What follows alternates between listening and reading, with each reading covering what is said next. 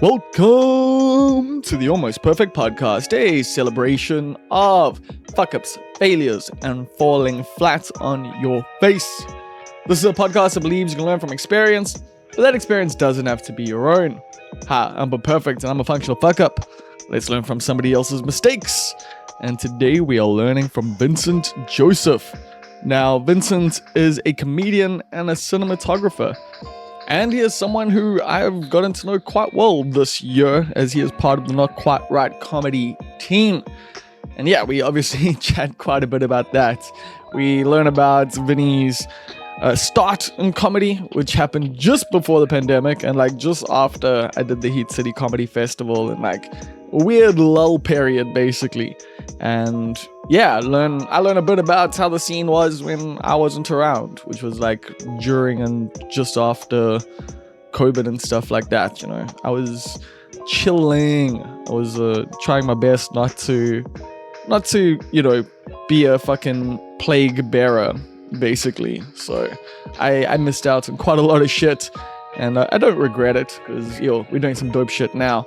But yeah, I learn a bit about that. We also find out about how Vinnie got into cinematography, even though he studied IT.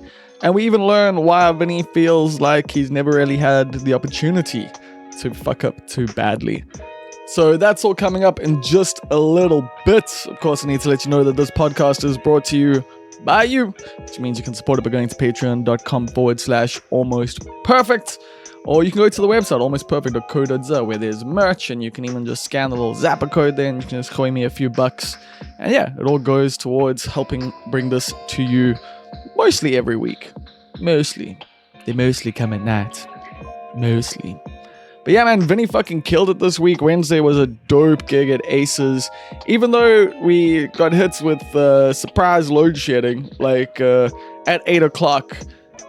Stage 6 got announced, and yeah, the fucking electricity went off. But we still managed to have a great show. The audience was fucking lovely. The comedians were mostly good, and Vinnie did a great job. So I'm I'm still feeling the high from that, man. The gigs have been good this whole month. Basically every week it's just been, dope fucking crowds. Comedians have been stepping up. So I'm still feeling really good about all of that. And hopefully we can see you in the holidays. Hopefully we can see you out at Ace's Pizza on a Wednesday night. I've been doing different sets basically every single week. It's been I've had to, because there's been so many regulars coming back. So that's been fun. It's been cool. It's kept me on my toes. And I'm excited to see how it grows and how we keep growing with it. And yeah, man, this weekend was pretty dope. Told you last week I was going to Hilton to chill for the weekend, and that's very much what we did. Jamie and I went and cruised through, because her friends literally have a forest in their back garden. So we went, chilled in the forest, and just played with the dog and didn't do much else. We just sat outside and chatted, and it was fucking lovely, man. So that was much needed. It's always good to get out into nature and amongst the trees. And what else has happened this week? Well, I guess we'll chat about it at the end of the podcast. But yeah, everyone DM'd me on Sunday morning, CM Punk back in WWE. And some people were like, aren't you stoked? And other people knew. Yeah, maybe my opinion on that might be a little different. I even did a whole fucking episode called The Ballad of CM Punk, which you can go listen to. It was a couple months ago now. And I can't remember what I said there. But I know, I was just talking about, the lessons you can learn from CM Punk. And maybe he's learned those lessons from himself now. And maybe his career will be bountiful and he can, end it on a high. But I've got a feeling that as time goes by, that man will inevitably get in his own way. But we'll chat about that at the end of the podcast. And I guess the other thing I will chat to you a bit about at the end is it's the end of the year. It's the 1st of December, and what a year it has fucking been. I don't know how it's been for you, but it's been a fucking roller coaster for me. And I don't know, I'm just grateful to get to the end of it, and I'm grateful for so much of it, I feel like I've grown a lot. I feel like I've learned a lot, and I've found a lot of new people who I've really been connecting with and who I've been growing with. And that's been very fucking rewarding, you know, because like a year ago when I don't think I was doing the podcast because of the whole, like I got broken up with after a whole long-term relationship thing. And I really just like I don't know, I didn't really know what the future held. And looking back now, I'm like, hey, the future had some good moments. And some of those good moments have been with one Vincent Joseph, who we are about to get to know a little bit better. Here it comes, it's the Almost Perfect Podcast with Vincent Joseph. So how are you living, Vinnie? First of all, I just want to give a big round of applause to everyone that's listening right now, because I know every time before you start your podcast, you go on like a 5-10 minute rant. It's not usually a rant. So kudos to you guys for waiting until Bob finally introduces me. Anyway, I'm good, Bob. And you? I'm happy, dude. I'm just stoked to do this. Like, even when I was in the shower getting ready to come here, Were you listening to other episodes? Actually, what happened this morning was like, okay, cool. So I'm doing this today. I was like, who do I want to make this a competition with? I'm like, okay, Tibbs and Liam, because those are like my only friends that have been on this podcast. So I'm like, okay, cool. Let me listen to these two assholes and see what they said and what they did so that I can just do better than them. It's all about competition. And I know they're listening right now. Probably going to be listening to it together. That's going to be an eyeball, dog. Like, I don't know. I'm planning on listening to this thing again next year, like this time around, just to reflect to see if I have changed on everything that I'm going to talk about. Because, damn, I'm planning on talking about a lot today, bro. Like, I might cry. Oh wow, you want this to be a full Mark Maron episode, hey? So to all the friends that are listening right now, and if you really want to know about me, stay tuned. She's going to be happening. Bob, take it away. Well, I just wanted to talk a bit about like on the reflecting on like things. I haven't gone back and listened to old episodes for a while because like I know I've been like a little unhinged, you know, like especially earlier this year and stuff, and like yeah, and even just in the past, like when I was doing some of the content for the like 200th episode or whatever, not 200th episode, five, I can't remember, just some like retrospective thing that I was doing. And like I was just like, fuck, I hate this. Like I'm so shit. Like this the whole time. I feel like the whole point is not to watch it back or like play it back. Because I do the same thing with all my stand-ups. Like if I record my clips, I just feel like there's a level of uncomfortability that comes with it. Like, oh man, is this me? I hate watching old stuff, but like I've really been enjoying, like we've been recording all our sets and stuff, and thank you for hooking that up. It's been very valuable to the Not Quite Right brand. Come to the show. We need to buy a hard drive now. Yeah, sheesh, and then more SD cards because yeah. Things are getting sketchy with one of them, as you were saying. Yeah, dog. Like that thing right there. I'm just so happy that we started doing it, especially like the filming part of all our shows and stuff. Because who knows how far we're gonna get, bro? Yeah. Any of us, there's the possibility of it happening. Quite high. I know it's comedy, but yeah, we have all our eggs in one basket. So I'm glad that we're doing it, and in some time it's going to be worth more than a lot. Yeah, and I think like so with the whole, it's comedy and whatever. It's like comedy is this usually quite an individualistic like sport essentially, and everyone's against everyone.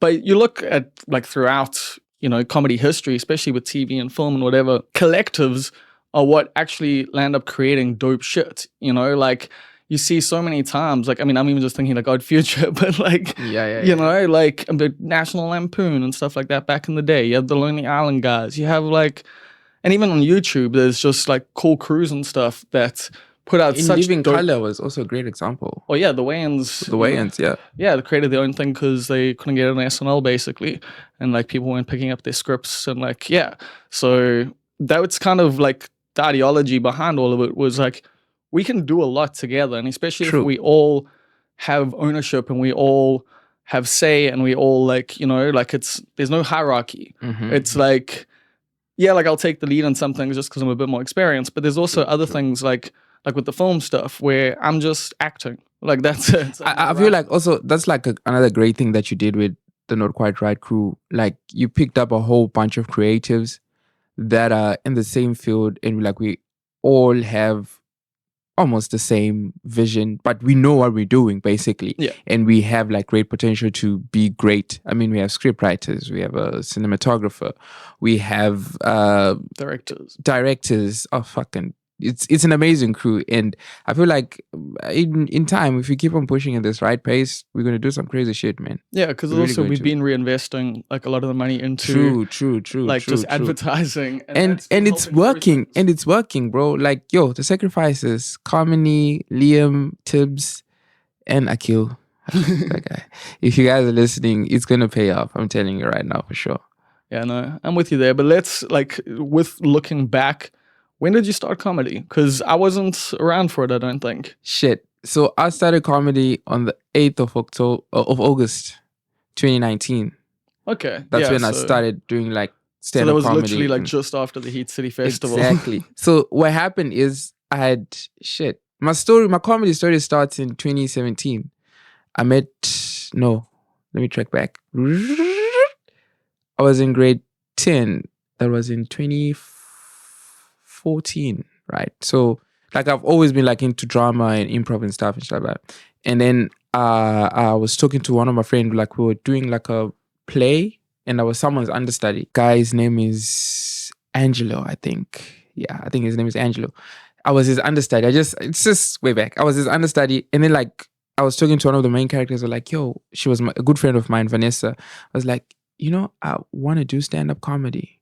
She was like, oh yeah, go for it and shit. I'm like, all right, cool. So from that time, I've just started like creating bits in my mind, which I look back to right now. I'm like, oh shit, was I really gonna say that? And then like fast forward to a couple, no, I think that same year there was like a poetry club as well. I went there, it was like an open mic. I was like, yo guys, I want to do comedy. But then the fucked up thing that I did, I took basket mouth sit. Oh, no. And I did the whole thing. You know that set where it says there are two things involved. I don't. Oh shit. You need to check it out. It's basket mouth set. It's an old set. It's called Two Things Involved. So I did that whole set. Oh, everyone was laughing and shit. I'm like, alright, cool. But did someone call you out or? No. So a month later, another guy who was in the poetry club was also like my friend, was like a good friend of mine, Ulungelo. He came to me and was like, hey, my brother, that joke that you did the last week, I saw it. It was done by another guy. I'm like, yeah, basket mouth. Yeah, he's like one of the guys that look out you. Da, da, da. And then it went on like that. And then in fast forward, the second time that I did comedy in school as well was in the following year. Actually, it was 2015. I was a prefect now. So this thing that they do, it's called Stay Awake, where like all the prefects, we go to school on a Friday and then we sleep over by the school. So it's almost like a slumber party. Okay. So we're playing games and doing stuff, but it's all supervised by teachers and stuff. Yeah. And then like I told the guy, I was like, yo, I want to do comedy. But this time I wrote my own set. I had props and shit. Easy the carrots up. Shit, I was ready. I'm like, okay, cool. I told all my friends, I'm like, okay, cool. When they call me to do comedy, you guys make sure you sit in the same place. All my best friends like sit in the same place so that you laugh and then the laugh spreads. I'm like, cool. Hey, you had I had planned because they knew it was funny and they'd been like, oh, you must look into this stuff and stuff like that. I'm like, okay, cool. When the time came, these motherfuckers are spread out throughout the room, bro. One is in this corner and the other one is in that corner. The other one's in the corner. I'm looking at this shit. I'm like, oh fuck, this is not gonna work.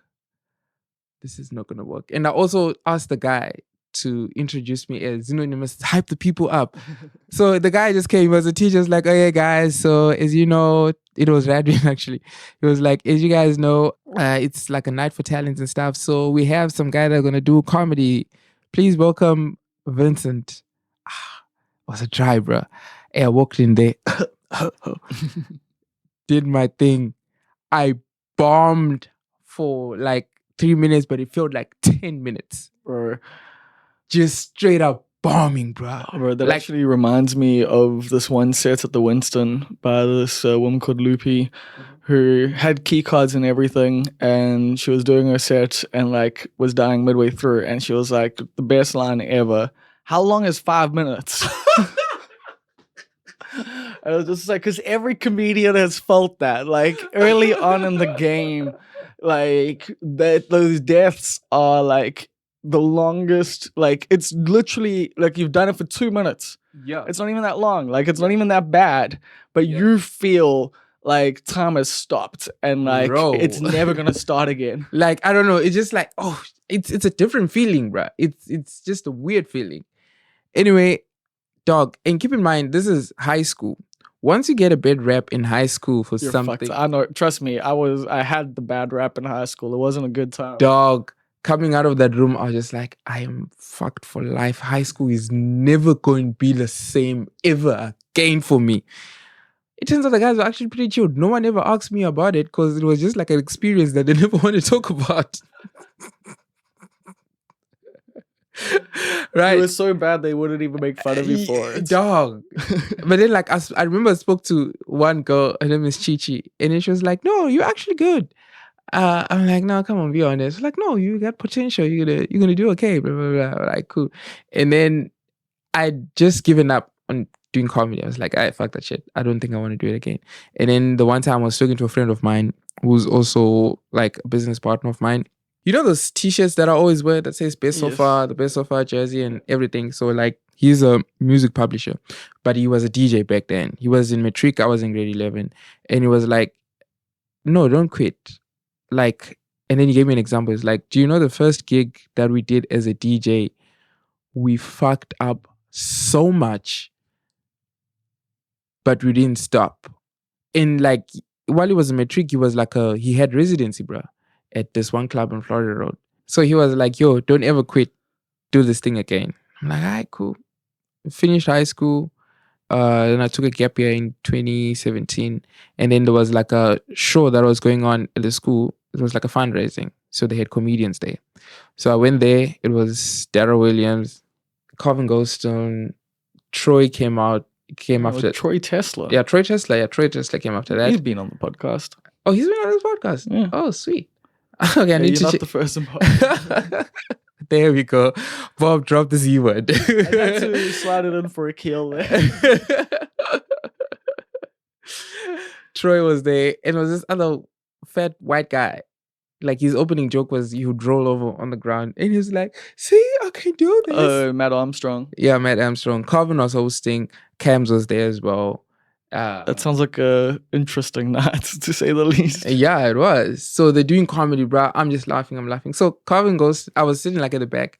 So I kept on looking at Calvin. Kept on looking at because I'd seen like some of his DVDs before. Yeah. Like I knew he was like a big comic and stuff. Kept on looking at him. So he also noticed that, oh, this guy keeps on looking at me.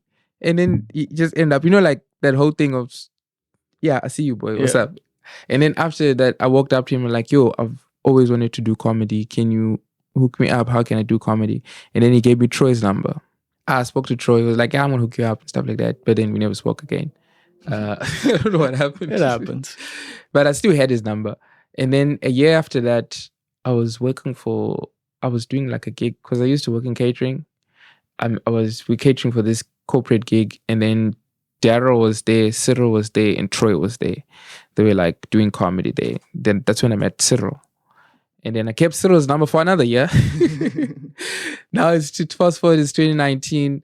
He sends me a message. He was like, yo, I remember I took your number in PMB. You said you wanted to do comedy. Pull up and do a 5. Keep in mind, I'd seen Cyril post about the Winston pub multiple times. Yeah. I'd seen him post about Happy Hippo multiple times. So I knew there was such a thing called the Winston, and I knew there was a Happy Hippo.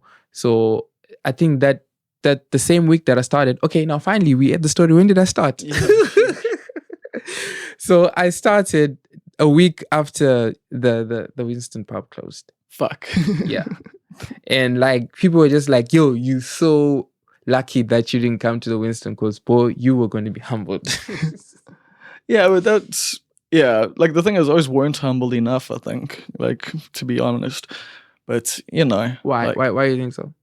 Well, because people still have fucking egos and shit. Like, yeah, like Neil and I were chatting just the other day. Like, I was on the phone with him and that. So we're just talking about, like, yeah, some people just have a different mindset in the game. And, like, that was, yeah, my issues back then.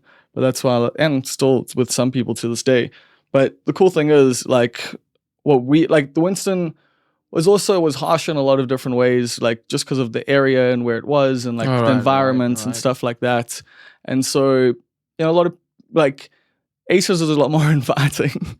If Yeah, that it makes is. It sense. is. It is. It is quite decent. Besides the prostitutes. I mean, it's the same, like at the Winston. We had sex workers there as well. Oh shit. So, I mean, yeah, Bila, come now. Like, those are my people. That's where I grew up. Like, but no, they add character to the show. And hey, if anyone, after the show is looking to get laid, well, they don't need to harass women at the place. They can just You pay just someone pay outside. someone outside. Yeah, cool. So I feel like we're just offering people an extra service, like extra value. No. It was advertising to the right people. If we're really willing to go watch comedy at the Winston, there's something wrong with you as well. Basically, but I don't know. I just feel like this year has felt very different to a lot of what was happening back then. And I know I've also like grown a lot and changed a lot. And like, yeah, like I've got, like some people will disagree, but I've got a much better temperament now than I used to. Oh shit. So you actually calm Bob now. I'm hella calm now, man, for the most part. Yeah, I'm super proud of you for that, man. Shit. But yeah. Because I don't think I would have loved that Bob. No, like, yeah, it's taken time. Because like I've heard stories about you before I even met you, bro. Yeah, but people also embellish. Yeah, because like I was always told like, oh, fucking Bob is a horrible comic. Bob dies like this. Someone was actually saying, these are from guys who like I think are shit comedians, so it doesn't matter. Like, so you couldn't give two fucks about them. no, because it's like I'd have people in Durban thinking like, oh, I'm sucking because I'm not trying to kill at the Winston. I'm trying to figure like jokes out. And then I go to fucking Joburg and I kill, and everyone's like, yeah, Bob's good. And then I come back to Durban and the guys are like, oh, Bob sucks. And I'm just like, I don't know, like maybe if you guys utilize the space, to like actually improve your craft and actually be willing to die and actually be willing to suck, because that is a big part of it. And that's what open mic gigs are there for. It's for you to experiment. It's for you to learn. It's for you to die on your fucking face. And like, you also learn from that shit. Yep. And then you take what you learn for when it fucking matters. So you do the big gigs and you've got like, you've got your fucking chops. All right, cool. So yeah, I'm so glad that the temperament is gone, because I don't think any of those people that spoke shit about you would have, understood where you were coming from. Yeah, so kudos to the temperament. Nah, and it's fine. Like, I've learned, like, I also don't have to work with everyone. All right. Like, I can just work with the people who I fuck with, and that's what we've been doing. I know quite right, baby. Exactly. Representing. But yeah, how was and then COVID hit. So you started comedy and then COVID. Oh shit, bro. Like, I had literally just done comedy at one venue. I had literally just done comedy at one venue, which was the Happy Hippo. I think I had only done the Happy Hippo. Was the only place I'd ever done. I think. Yeah, I think it was literally just the Happy Hippo that I knew about at the time. And bro, shit starts happening, this COVID thing and stuff like that. And then phew. What did you do then? Like, obviously not comedy, or did you do any of the online gigs? Did you? Yeah, I did actually one online gig. It was Masu's online gig. For some reason, I fucking killed that night. I don't know why. Because now looking back, how do you know you killed? Because I could, the people's mics were on, okay, and I could hear them laugh. But then the timing, I just had to rush through my set. They will catch up with that joke. I'm already here because that delay, bro, was gonna fucking fuck with me and shit like that. I finished that set, and it was weird because I literally just set up a camera and a light behind it, and I stood with a mic and I just did jokes. Flipping weird, bro. So I did that. And what else did you do? And then like slowly when they started opening up and stuff like that, that's when I started doing Altitude. Altitude was actually the first place that I did after COVID. And then we carried on going to altitude, and then we started going to a whole lot of other bunch of gigs. What was that the were opening. what were the altitude gigs like? Because I missed that like era. I Oh was shit, chilling. some of them were good. Oh shit, we've actually had like some of the great nights in Comedy Day, bruh. Really? Like I remember this one night, there was Baxter, Robbie Collins, Tabiso Mhlongo. Oh snap! Okay. Huh? I'm saying, oh snap! Okay, like that. Oh shit. And Paul Pops. Oh shit! Okay. So I think it was that time when Robbie was getting ready to do that Netflix thing.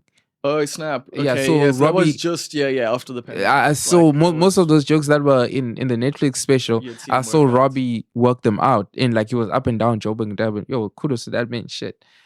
Yeah, he puts in the work. Yeah, he puts in the work, bruh. And then so he brought in Paul Pops as well, because Paul was also doing that thing.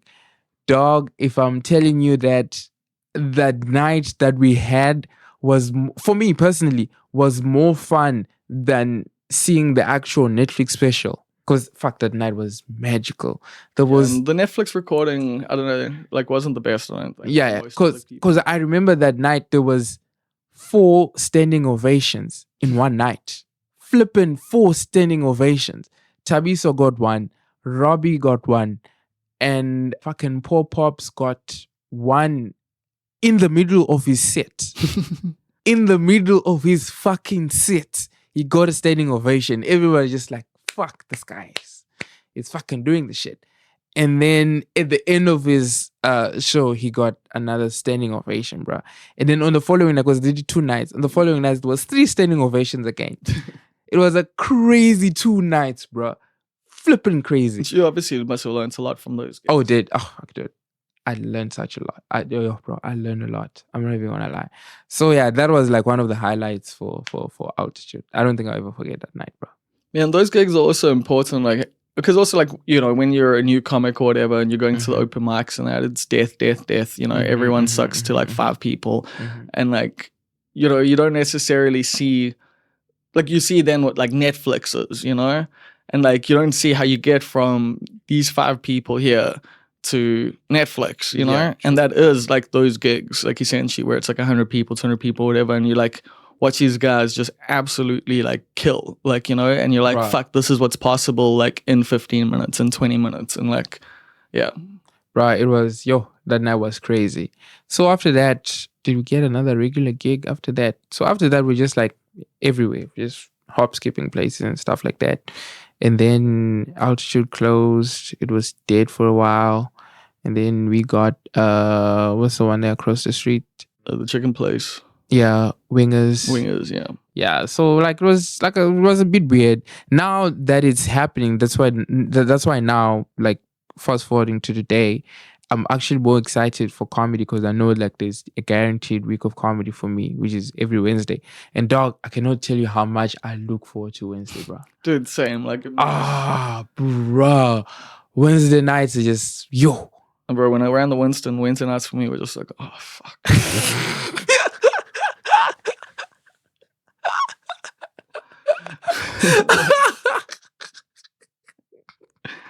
Like for real, dog. Like that's why I had to take a break off. Oh shit, man. Yo, man, if you didn't kill yourself, you know you're gonna kill yourself ever again in your life. Probably not. Like, I mean, until we don't know how bad things are gonna get, like. So yeah, man. And oh shit, I'm also glad that like my comedy has like gotten like almost like a full circle. Cause when I started doing comedy for the first time, the first person that gave me the mic, like literally handed me the mic to say, here's the mic, do comedy, was Tibbs. Yeah, my first night that I did comedy, Tibbs was hosting. Cyril put me on. But then Tibbs was like the first person that was like, yo, here's the mic. Ladies and gentlemen, this guy is actually he actually introduced me quite well. And he wasn't doing bad that night too. He was actually funny. No.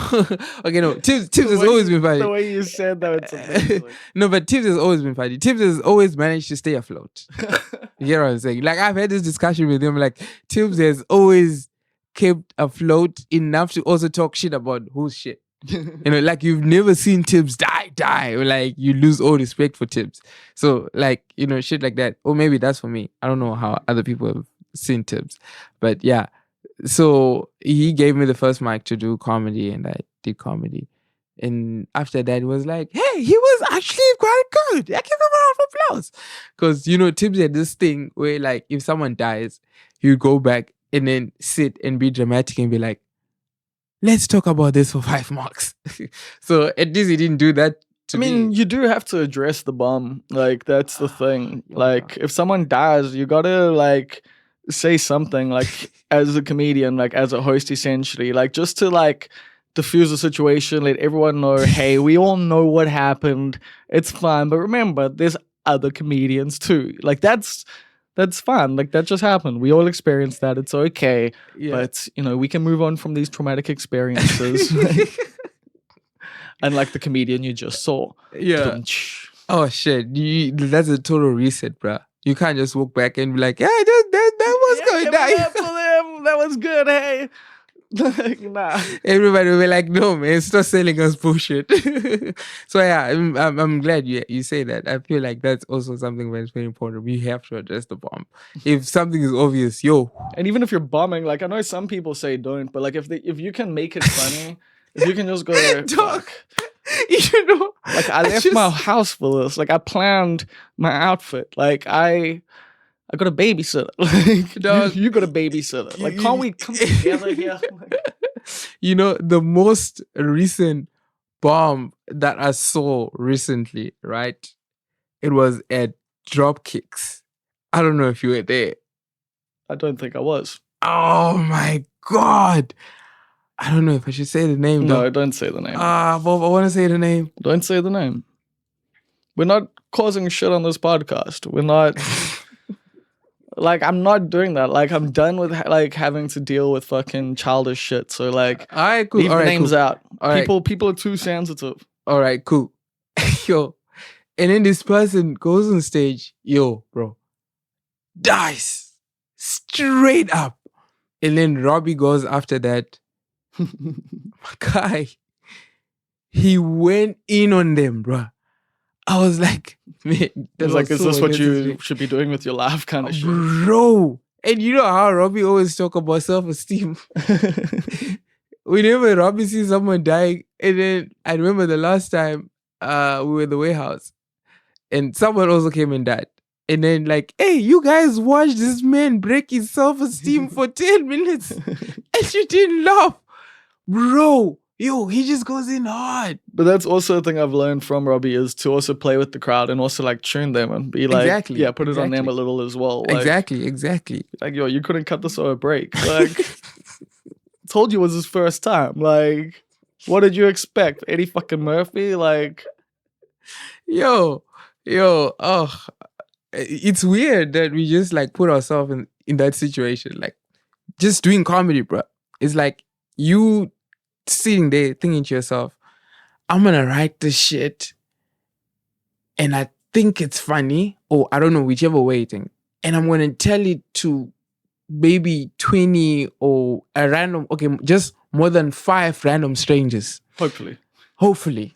I'm gonna tell them about this idea or the story that I have, and I hope they find it funny. So what is that driving you? I don't know. I haven't figured it out yet, bro. Really? But I just feel like there's something there.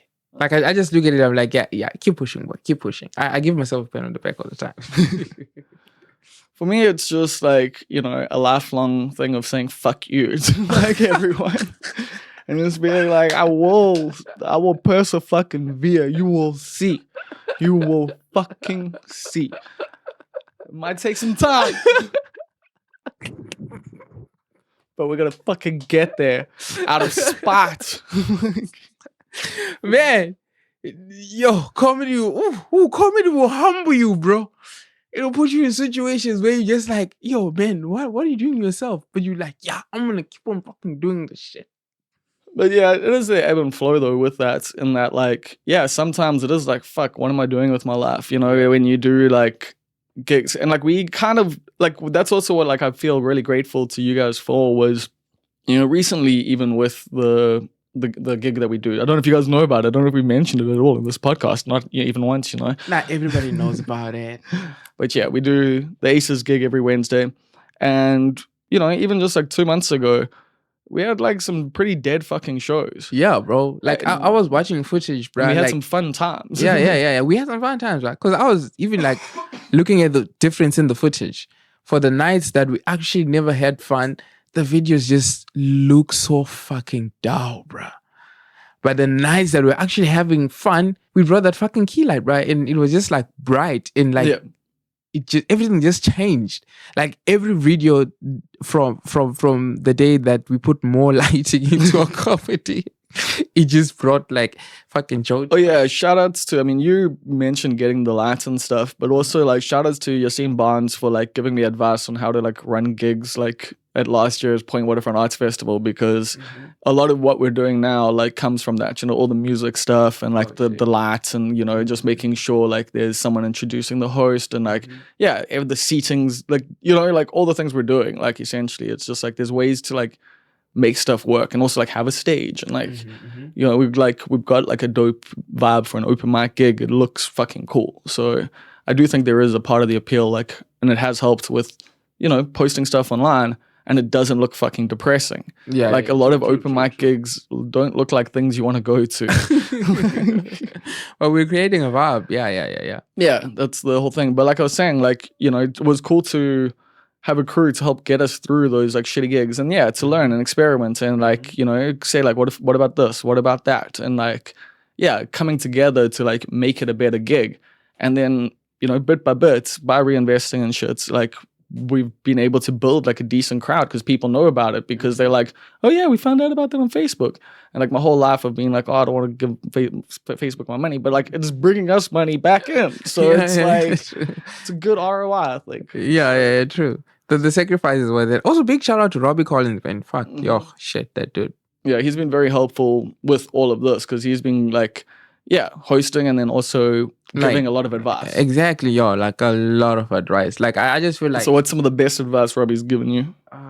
He always says, Vinnie, clutch control. I'm like, oh yeah, dude, you're like Speedy Gonzalez sometimes, dude. Like even now, I'm busy captioning like one of your videos, and like it is just like trying to, because you can adjust the speed of like the text and stuff, and, like just trying to get that right for you. It's just like, oh shit, it's just like fuck, it just disappears quickly. No, but I'm trying to slow it down now. Like if you remember Stamnos. Stamnos was actually good. Like I had fun. Like I legit had fun. I was like relaxed and stuff like that. Like I had obviously fun. that comes from having stage time now. Yeah, like, true. The more like stage time you get, the more relaxed you feel on stage. I'm even feeling it, man. And also it's that whole fuck it, I'm gonna persevere type of mentality. You know what I'm saying?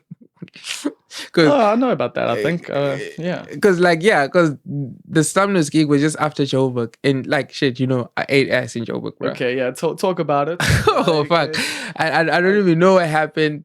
According to moments, maybe it was just like a deer caught in headlights, and then yeah. Do you think there was some pressure because you were in Joburg and you were competing and stuff that maybe you got in your own head a little? I don't know. Until now, I still haven't figured out what happened, bro. I feel like you don't like analyze yourself too closely sometimes. I do. Yeah, actually, you're right. Like sometimes, just like, oh, that didn't work. Let's try 10%, which is bad. Like I always feel like if I actually put in more work into my work, I would actually like do something good. Because like I remember, like even when I was in high school, even like in college academically, bro, never attend lectures. Sometimes I would pick C plus. Like... No, not even C plus, bro. I used to get Bob. You know, I graduated cum laude, right? No, okay. True story. In that, there was just like 70s and distinctions, and so it was just basically distinctions. What did you just study like when you needed to? IT. Okay, no, but I mean, like, what did you study? Like when did you? I was the type of person that would start studying a week, before exams. There you go. That's fine. Like that's imagine, how I've done things as well. Like, so imagine if I actually put in work during the whole term. Yeah, but some things you don't need to. Exactly.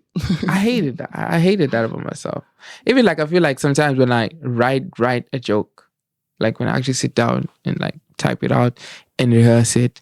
It actually works out. I'm like, I need to start doing this more often. So I really started doing it lately. Same. Like I've been putting that like way more effort into. I've been reading books on it, and like you know, like it's like there's a lot of cliche stuff in there and that, but like it's a reminder to like just like go back to the basics essentially. Like what is like, you know, joke structure, like, and then just wordplay, all these different things. And then it opens up all the different avenues of how to write a joke about different things and that. And you can use all the tools, you know? And it's, yeah. So for me, I've also found like a lot of like the stuff I'm writing now I'm really enjoying because it's, yeah, it's like kind of personal. Like that's the thing. I'll think about a personal thing and then I'll try to think about, you know, different avenues, different wordplay, like different kinds of like ideas to like utilize for that like idea and then take it forward. So, yeah. Oh, that's sweet, man. Like I also feel like I can see where I want to be. Like, okay, this is where I want to be. This is how I need to figure out my thing, and I just need to put in the work. Yeah, like I made that point too. So like, hey, dog, as time goes on, that's the one thing. Also, I'm also glad about it. Like we get to do comedy every week now. And that's like makes you want to write new jokes. True.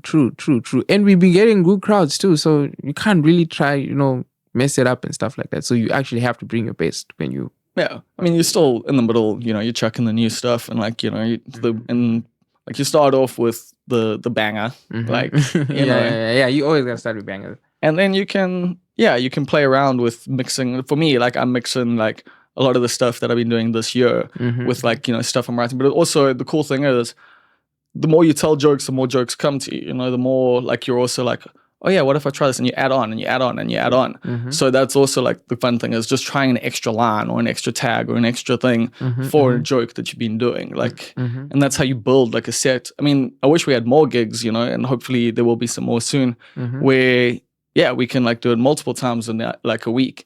And you can watch just like the evolution will happen so much quicker. So, so like during the past few 2 months, have you actually seen like a change in your like comedy and stuff? Yeah, man. Like you feeling it now? Yeah, very much so. Like especially with just being comfortable on stage and like figuring out the character and that, and also like host Bob versus, you know, like.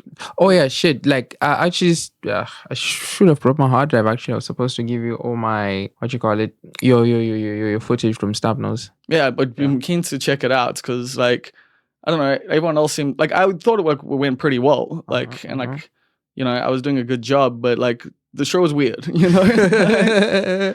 Like people were paying attention and they were laughing at times, but not like at everything. So it was like true. They were like a bit selective. Yeah. I don't know what's wrong with them, but it was a good crowd. I actually had fun. So Bob, I was just thinking it. You also like have done film and stuff. A little bit. Have you written like? Have you written like scripts before that like have been like out there? Not stuff that's been made or like anything like that, but I've done various different things. Like, you know, they're on the hard drive. I want to get them made eventually. You know? Oh shit! Yeah. Yeah, but like, and then we did the 40-hour film festival. So like, I wrote the script for our film. So yeah, like came up with most of the story and everything. Like, still annoyed that like there's like Chekhov's hammer that was meant to happen that didn't. But like, it's fine. It's fine. It kind of happened, but not in the anyway. So I'd written you in like as a character for one of the skits that I was putting, and I was just like, yo, I just want to kill Bob for no reason. Just kill off your character halfway into the story for no reason. You'd be like the Kenny of the skits. I'm into it. Like I've died in things before, like other people's things. Like it wouldn't be the first. Well, I feel like you would have enjoyed the Roaring 20s in America. I mean, probably, like, depending on my social class, but yeah. Actually, you put it quite right there. You put it quite right. Oh shit, I didn't think about it that way. Yeah, I mean, but which like social class would you think you would have like had a fucking banging time? I mean, obviously it was the wealthy and the like upper middle class who were like, you know, what the flappers and all of that shit is. As far as I know, I mean, I don't like, you know, I haven't refreshed my 1920s history in a while, but like, because I was just thinking to myself. But it also seemed like for white people in general, like there was a bit of Oh, yeah. prosperity. That's Like, why I asked you Yeah. specifically. I didn't say what about me, because I know my people were struggling that time. Yeah, dude. Yeah, but it's also like there were also like black people that were having a good time that time. That was also like the upper. And to me, like the era, like I would romanticize in my own head or whatever, like in Wait. America. Yeah. Oh, okay. I thought you were going to talk about Roman times.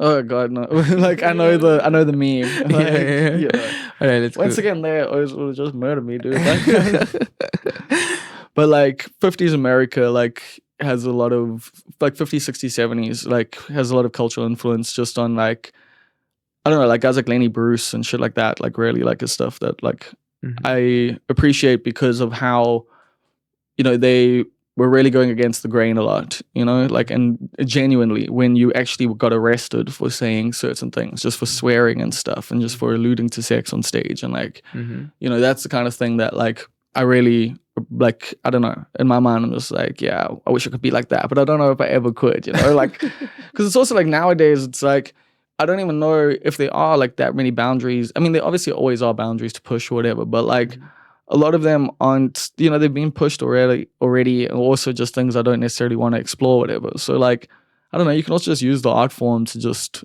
discuss things. Like, and express things. Yeah, I get it. Like I feel like if you'd be like an up and coming comedian right now in some country and your name is Bob Perfect, you're like, yo, why is a white straight man trying to call himself perfect? You might easily get canceled for that shit. No, like it's crazy. It might happen. No, You people never know. would be on board with you for saying that. Yeah. Like they'd be like, "Oh yeah, let's go." Like, why is a white street? It depends. But those will be the type that say America. Those are the people there. Okay, I get you, but yeah, like I'm so glad I don't have to deal with like we don't have culture war shit really in South Africa. True. We're a bit relaxed, I mean, there's a few people like it's conservative. Like that's the thing. Like it's definitely like I know like stuff that I say is a bit risque sometimes and a bit like to most people's sensibilities, but I don't see that as like pushing boundaries or anything. Like I just see that as me expressing myself and like trying to show people like, hey, this. It's also like by it being taboo or whatever, and people don't expect it sometimes, and it adds to laughter and adds to the vibe, and like also makes people think sometimes. Like I've been doing those jokes about period sex, well, like the little like, and over the condoms, yeah, and just like stuff like that, and yeah, like people get a little grossed out or whatever, but like at the end, I'm just like, yeah, you're missing out. True. There's. Trust me, there's more to laugh. And like, so that's the fun thing to be able to explore and stuff on stage, for me at least. Like, it's just, yeah, like Robbie even says it, like, just say the thing that you think you shouldn't say. Like, to a degree. Patrice O'Neill said that when you tell a joke to a room, 50% of that room must find it funny and 50% must find it horrifying. I mean, that's just him though. That's Patrice. Patrice O'Neill was, whoever went to the school of thought of Patrice O'Neill, oh my god, that guy was, because like I only got like into Patrice like I've seen like some clips of him, but then like I only started like heavily watching him like this year. Yeah, no, he is a master, man. Like, yeah, I mean the guy was dope. Like he plays like with the crowd really, really well, and like just leads like things certain ways, and like. Yeah, like he says undefensible things and then defends him. It's like the Bill Burr thing. And like, but the way he does it, and like, especially the sexual harassment joke, I'm like, yo, wow. I don't know if I know it or if I can remember it right now. You just have to go watch it. The sexual harassment joke, right? It's almost like that other Bill Burr thing of Bill Burr kind of successfully convinced us that it's okay to hit a woman. Yeah, like his whole thing. No. Okay, not like no. He explained. I can't say like he convinced us, but he explained to us that for certain reasons you can hit a woman for this, and then that's also the same thing. Which is also an obvious thing. Like it's like obviously if someone's doing something violent and crazy, like yeah, you should subdue them, like if you can. But anyway, like but that's the thing. It's like he takes the premise that's crazy and he just makes it like pretty normal. And like, yeah, there's obviously context. And that's the thing. That's the fun of comedy, is also taking a perceived notion, going into a thing, starting with this like thing of like, I'm saying this outlandish thing.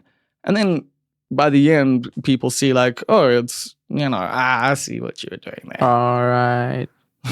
I mean, it's dope. It's fucking dope. But yeah, how do you come up with your jokes? Because like I know like we're posting like so by the time this comes out on the internet, people will see one of your bits about being living in an Indian area and stuff like that. So you I guess you write jokes about what's around you. Yeah, to some like extent, it's things that I just think of, because like I'm more of a like I imagine things a lot. Like my mind is just it just spreads out there, right? Like that's also like the same thing with like my writing. Tibbs was saying that I write like a cinematographer. I don't write the script with like good dialogue. I can write like I can paint for you like a good cinematographer. Yeah, you see, I'm the exact opposite. Like, I'm sure you might maybe saw that one script had like a sent. Yeah, and like it's all dialogue, and there's like a little bit of direction in between. But like, it's like, yeah, I don't like. I'm like, that's up to you to figure out. But I'm like, all right, this is how you want it. Okay, cool. So like, my jokes mostly just like shit that I just imagine, or like some thing just happened, like that whole neighbor thing. It's like actual true story. Like one of my neighbors, was screaming at their neighbor, like, "Yo, your dog is acting like a black guy." It's not the exact language used, but yeah, yeah, it's not the exact language that he used. So yeah, shit like just happened, and on any other day, I don't think anyone else would find it funny. But I was just like, oh shit, that's actually funny.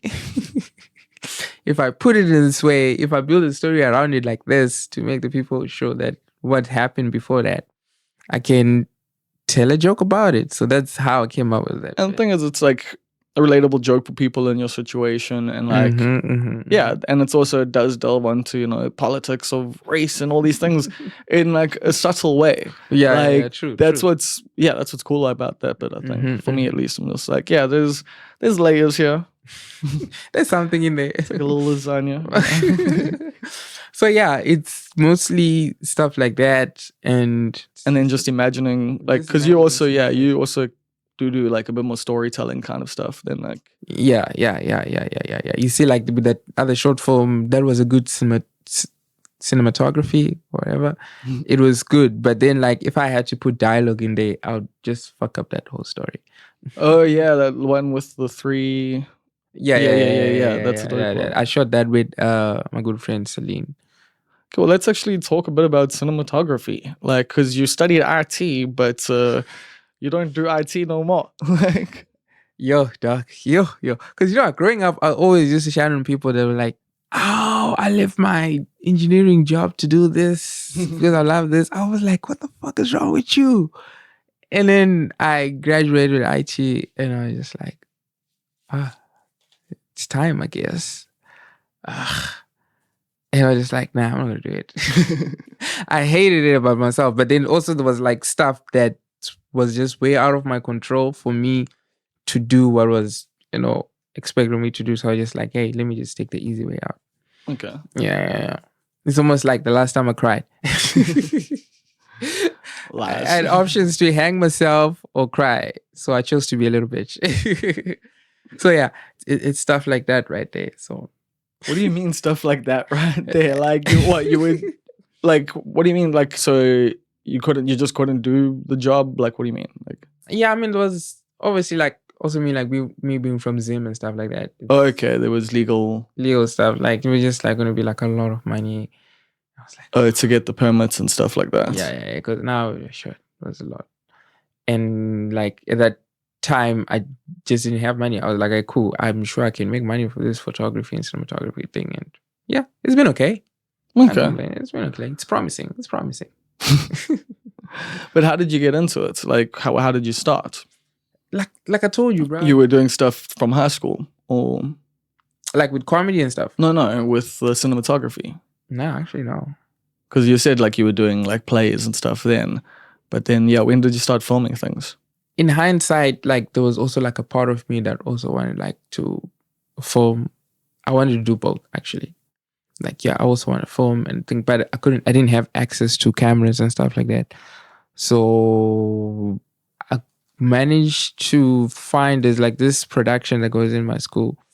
It's called Arrow SA, and they had like a camera, but they didn't know how to use it. So one of the guys that's in charge of the school, they were just like, "Yo, can you just come and help us shoot the stuff? Because we know you like doing shooting and stuff." And that's how I started filming and editing. But prior to that, I'd done like small, tiny videos on the phone and stuff like that. But Wow, so nothing that you big. just learned by doing. Yep, I just love doing it. I assume lots of hours on YouTube. Actually, I wasn't introduced to that YouTube life. Really? So what? You were just experimenting. You was were just just experimenting, chopping bro. things up and Yeah. just like seeing what happens when Yeah. you do.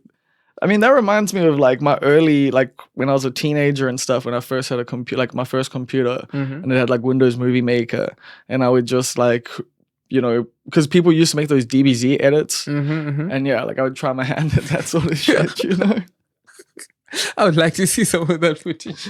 Well, that does not exist anymore. I will pay. Yeah. Yeah, so like it's always been like that. So yeah, and then I finally got my own cameras and stuff. Well, a camera. And I just started filming. But I don't think I'm doing as much as I should be filming though. I should be filming more. I mean, it feels like you feel like that way about everything. Yeah, I'm lazy. So yeah, that's the whole part of filming and stuff. But yeah, how did you? I assume you had a lifelong love of film, or You know when you just do something and you just feel happy.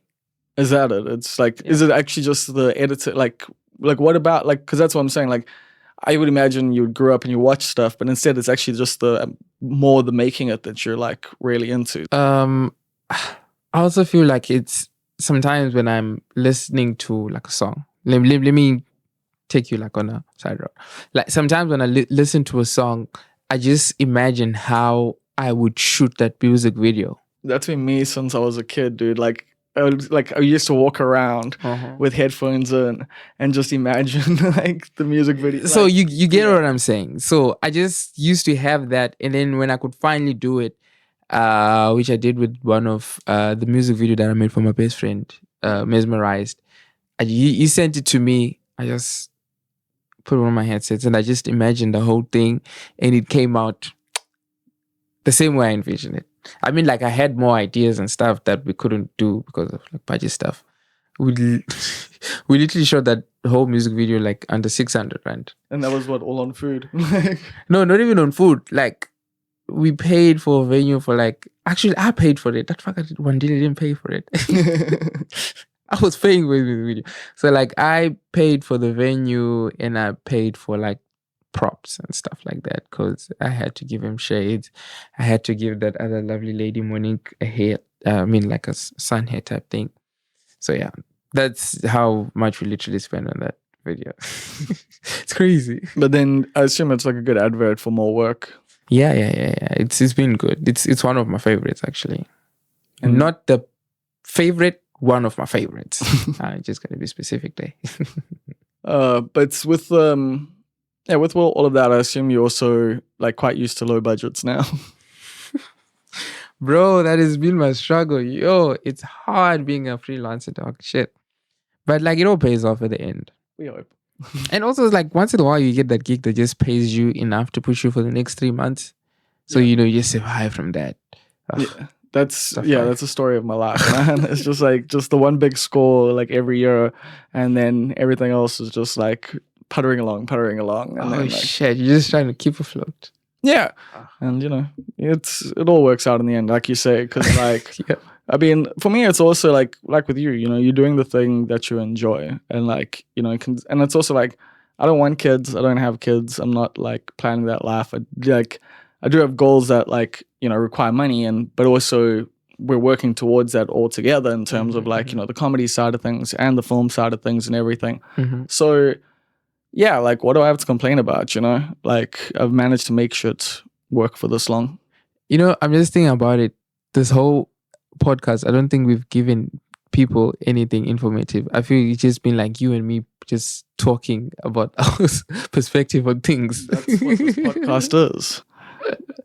Like, Yeah, thank you Yeah. for saying that. If you've listened until now, people fuck, have learned a lot about you. you're like an OG. You're like OG for real. I don't think I've given much about myself. So. Yeah, you've spoken about, the school and stuff, and like, Oh yeah, shit. yeah, Yeah, I you've know college shit. Yeah. yeah, you've spoken about your whole comedy career. Yeah, but you see, that's just my self-esteem thinking, who is worried about you, bro? Fuck off. Oh fuck, dude! Like you learn to get rid of that voice sometimes. I guess I've also got like imposter syndrome. I actually just shit. yeah, Oh fuck, is that what it is? yeah. Fuck, I've been doing it all this time. Yeah, that's what imposter syndrome is. It's that voice in the back of your head of like, no one cares about this, bro. Why are you doing this? You're not good enough. Like this is stupid. Like that's So all of my friends have just been risking it being best friends with someone that has imposter syndrome. Here's the thing though. Everyone has it. Oh, for real? Almost, except for like psychopaths and sociopaths, I guess. How? Wait. How's it with the psychopaths and sociopaths? Because I'm sure their voices are like fucking. Yeah, it's not telling them they suck. Oh shit. Okay, cool. As far as I know, I get it. this could also be like, I could be completely wrong. I mean, Damn. But from my understanding of these things through pop culture and brief readings of psychology books, that's my understanding. I learned something today. Fuck. Because I was thinking about it the other day. Like, we all just risking it. Because, like, sometimes I would drive, like, obviously, because I don't drive, because maybe I'm driving with a friend of mine or something. And, like, I just see people driving at the same speed. Bro, this is a thing that fucking, like, makes me so, like, yeah, like, fucking anxious. Okay, cool. Let me get your anxiety higher, right? So we just... Trusting. I'm just trusting that the guy there in front of me has got all his shit in order. Like he's not just gonna randomly say, "Hey man, fuck this," and the guy behind you, and the guy next to you, and the And next just guys, and this continual the whole everyone, time. bro, especially truck drivers. Yep. Oh fuck. No, dude. Like my whole thing is that driving should be a job. Like, no one should just be able to get their license. Like, public transport should be way better than it is. Unfortunately, it isn't. And, like, driving should be a thing people have to go, like, every year. And, like, like, so it's super safe. And, like, you have the safest possible. But that'll never happen. So. Bro, and, like, within that trust, I just trust the Hyundai i10 right there. The driver got his shit in order, right? And you have other people that have the nerve to catch you in traffic to a point you're just like, hey, fuck you. And then there's road rage. I'm like, what if because I mean, there's been scenarios like that, I'm sure. No, like lots, yeah. Like cheering a road rage, just everyone just like, you know what, fuck this. I'm fucking you up and everyone else on the road. Shoot each other. Like, no, dude, things. Yeah, like I get stressed out on the road sometimes. Even psychology is fucked up, bro. Like, no ways. Yeah, so no, I fucking feel you there, dude. Like we relate on that. I've been cooking this whole week. I'm like, okay, because like when I had to fly to Joburg and stuff, I'm like, okay, cool. The pilot got his shit in order, bro. Yeah, but the thing is, like, flying is just like statistically insanely safer because like there's just because like you have to have your pilot's license and you have to like constantly be training and constantly be like retesting and stuff, and you also have to like. The planes have to be inspected constantly in that. No. I don't give a fuck about the plane and stuff. I'm more about the guy who's controlling. Yo, Bob, would you? Right, cool. You bought a plane, right? No, they do psych evaluations. No. Wait. You bought a border airplane, right? And you in the toilet, and then you hear your pilot arguing with his wife. Oh, okay. I'm not gonna say wife with their spouse. Okay, let me just say spouse because I don't want to be like a thing. They're arguing with their spouse about them having to sacrifice everything in their life, but they got fucked up at them. Maybe they fucked their best friend, or maybe they fucked the neighbor, or some horrible shit. Would you still go on that plane, knowing that? This man right here. Depends how suicidal am I feeling. I mean, sometimes it could just be like, well, I mean, it's one way to die. Oh man. Oh dog, you. Yeah, did you hear that Bob was on that plane with a guy? smashed him into the mountain. Hey, that's a story, bro. That's a way to go out.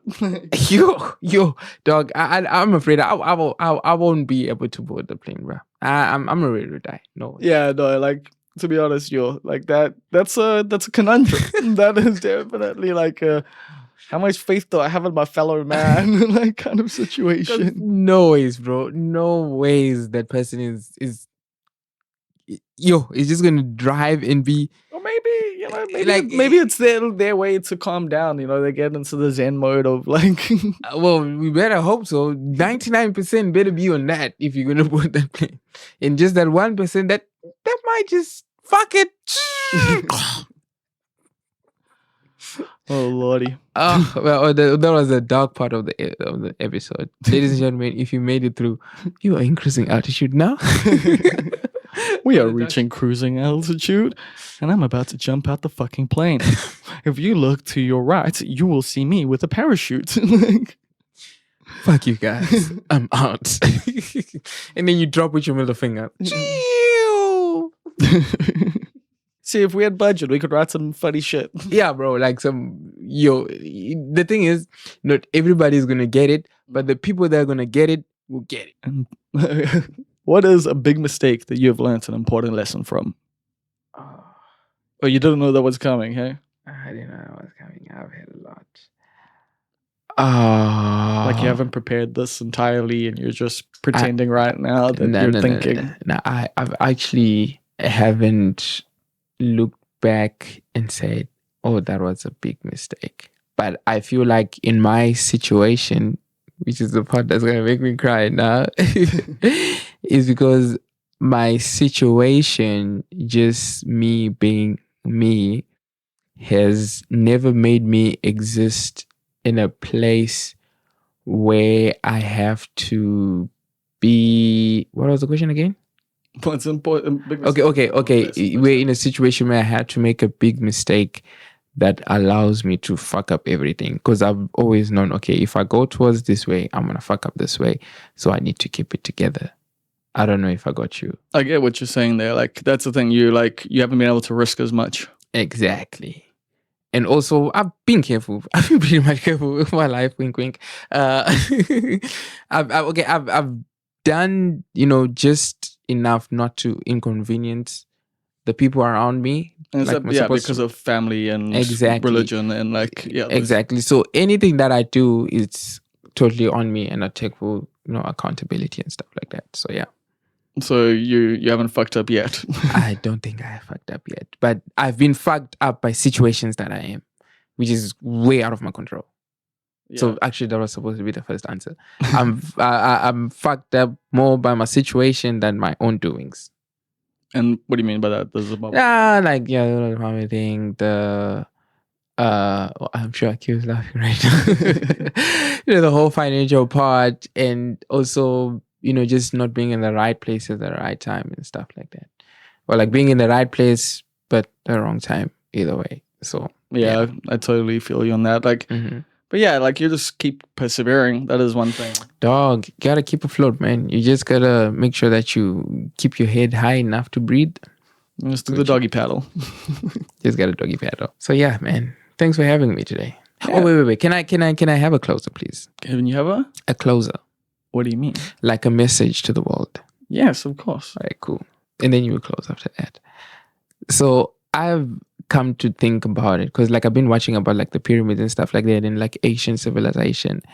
I feel like we are one of the first civilization that hasn't added that much value into the entire history of humanity, right? But we have done more destroying. Okay. You get what I'm saying? I get what you're saying. We have fucked up the ozone layer more than any other civilization. Yeah. Last 100 years, yeah. How more can we fuck up, bro? We've deforestation everywhere. We have deforestation everywhere. And almost the funny part that I also found, if our civilization has to get wiped today, just maybe a great flood, there's just going to be buildings after this. And the next civilization that's going to come through, are they going to be able to open a hard drive? Because now everything is in the cloud, right? Just like how we cannot explain how they cut the stones and the pyramids and stuff like that. They won't be able to access, like our archives or clouds and stuff because it's going to I've be definitely entirely. thought about stuff like that. Oh, you have? Yeah. You and I are the same, bro. Fuck, put it here. We should hang out more. No, I've definitely thought about stuff like future civilizations, like, depending on what happens and how it happens.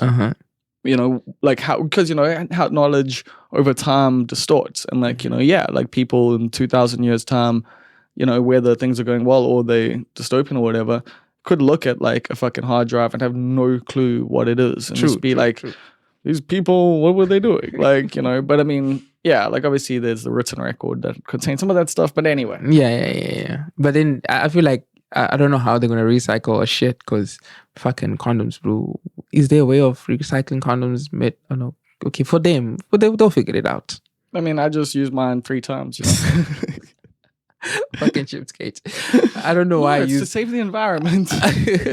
I don't know why I used an example for condom when we still haven't figured out how to recycle plastic. Yeah, well, anyway.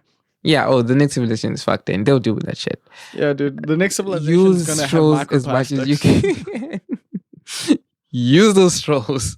Fuck him. I'm sorry, future grandkids. Anyway, that was my final. Your final thoughts. Yeah, just Easy like Jerry Springer. Yeah, we have fucked up the world, guys. I don't know. Let's just be nice to each other. At least you got the message in there. Like when you were just like, we fucked up the world, guys. I was like, and that's the end of the podcast, everyone. I saved myself. Anyway, cool. Thank you very much, bro. Thanks for having me, Bob. Lovely. So that was Vinnie. Yeah, man. Like as you can tell, we had a really good time there. A lot of laughs, a lot of dark fucking jokes. But that's what's been, I think, quite fun about the whole NQR crew vibe that we've got going on. Is like, we're always cracking jokes and they're always pretty fucked up and it's always like quite dark, and it's fun to just have that camaraderie with other comedians, because it's not necessarily something I've ever really had, like I've got people who I connect with in comedy, but like usually just on an individual level. And yeah, like it's quite different, like Neil Green's obviously one of my oldest friends in comedy, but we're not exactly doing suicide jokes all that often. We're actually usually just talking about like games and movies and music and shit. And it's been cool to have a comedy crew, like it's as much as it's a individual game, it's also not. Like I kind of brought that up last week with Ambrose and stuff, that like it's a solo sport, but at the same time you do have your colleagues, you do have the people that you work with, and it's cool to be able to connect with them. Because like I say, like I've like you would have heard like in the podcast, like obviously there's been a bit of a disconnect between me and certain people within the Durban comedy scene and that, but I think that's just me in general. I've always been on the outside of whatever scene I'm in. Even if I'm in the fucking middle of the thing, I still feel like I'm on the outside, I guess. And yeah, it's just been cool, like I've said multiple times now, to have a crew of people who I can really just connect with and really just work together with, and not be too stressed about what anyone else is fucking doing, not really worry about like how I fit in other circles and this and that, because I don't need to. Speaking of which, CM Punk, what a life, what a career, what a fucking lightning rod for controversy, and what a fucking draw, man.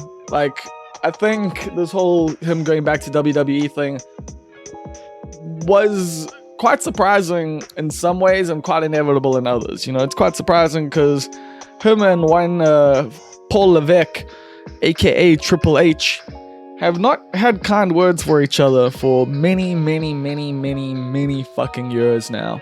And Paul Levesque is in charge of WWE, well, to a degree. Like, he's like second in command. I think it's him and Nick Khan who are running things over there now that Vinnie Mac is gone.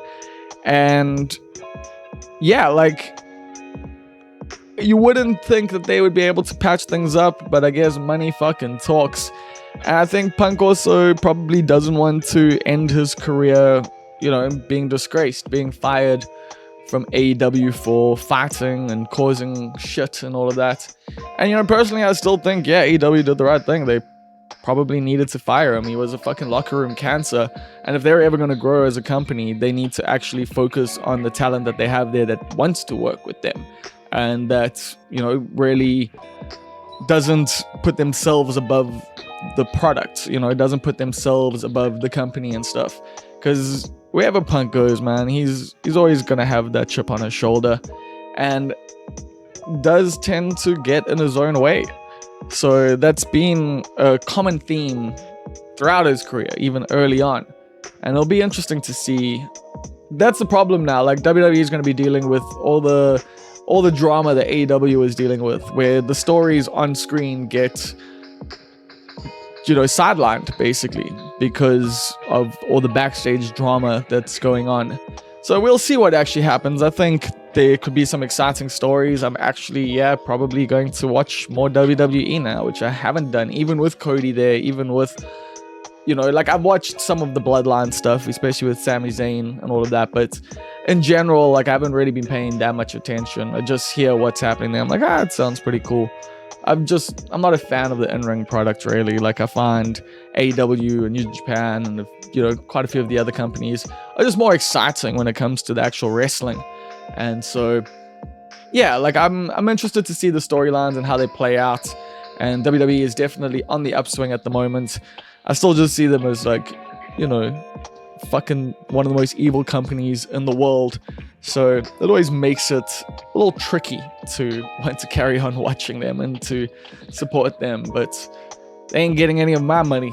And I use ad blockers on YouTube. So they ain't getting any of that advertising money from me either. So yeah, I think I'll be keeping up with CM Punk is what I'm saying. Even though he did, there's so many things he's fucking said and they're all coming out again. But I love the one where he told The Miz to go suck a blood-covered dick. Go suck a blood-covered Saudi Arabian oil dick, I think was what he said. Something like that. And, it looks like CM Punk's going to be getting some of that oily dick in his mouth too. Especially if he goes over there next year. That'll be interesting to see. But that's it. I guess that's all I got to talk to you about this week. I did say I wanted to talk about the end of the year, but we've got 3-4 more weeks or whatever to talk about it. I'm sure I'll find some time to reflect over the next couple of weeks. I already have been. My diary entry this morning was very reflective. So we'll have something to talk about next week and the week after that and the week after that. It's funny how it works. Always turns out that there's something to be said. And with that being said, it is time to give the shout out. Now, over patreon.com/almost perfect, there is a tier. There's a top tier, there's a $10 tier. It's called the Titular Titles tier. And you can pick your title right here on the Almost Perfect podcast for $10 a month. So, shout outs to Rousseau, the storage clerk of subtle heresies in the Lesser Oberg region. Russell Grant, the Far East correspondent. Neil Green, the key grip. Karan Slemon, the Almost Perfect hedge fund manager.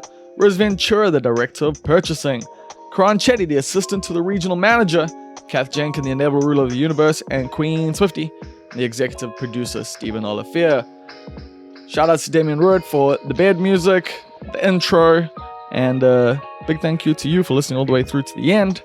I'll catch you on the flip side.